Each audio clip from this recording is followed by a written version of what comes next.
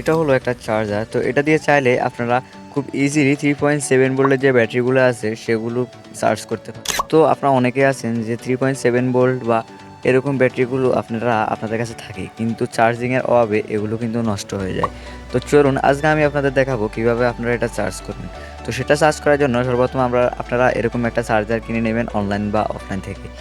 তো দেখতে পাচ্ছেন এই চার্জারটার পিছন দিকে রয়েছে চার্জিং কর্ড, সেটা দিয়ে আপনারা চাইলে যে কোনো কিছুর মধ্য দিয়ে এটা চার্জ করতে পারেন। পাচ্ছেন এটা এদিকটা হচ্ছে প্লাস এবং এদিকটা হচ্ছে মাইনাস। তো ব্যাটারির প্লাস মাইনাস এটার সাথে কানেক্ট করে দিয়ে দেখা যাক এটা চার্জ হয় কিনা। তো চলুন, তো আমরা ব্যাটারিটা এখন এটার সাথে কানেক্ট করে দেব।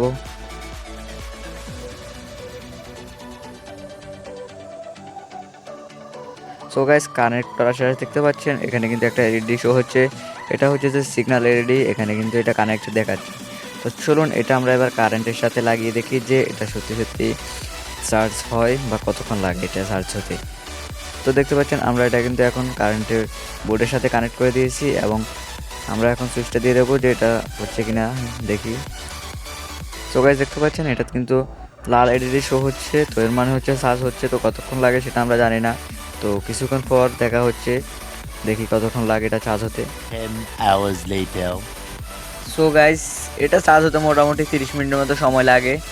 তো এটা ফুল চার্জ হতে 30 মিনিট মতো সময় লাগে। তো আপনারা যারা আমার চ্যানেল নতুন আছেন অবশ্যই চ্যানেলটিকে সাবস্ক্রাইব করে ফেলুন আর একটা লাইক দিয়ে পাশে থাকুন।